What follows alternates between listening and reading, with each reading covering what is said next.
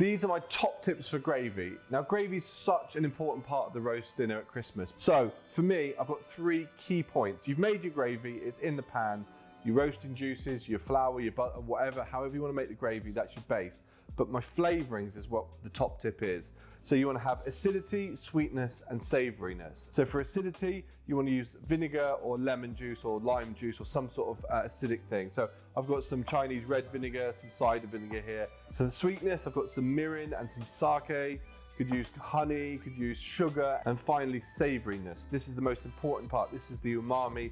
So I've got some Marmite, some soy sauce, Worcester sauce, fish sauce. These things will balance it out perfectly, and you need to get a bit of everything in the gravy. So there you go. I've got my acidity, my sweetness, and my savouriness in there, and I'm going to keep adding it and keep tasting it so it's nicely balanced and you get a bit of everything.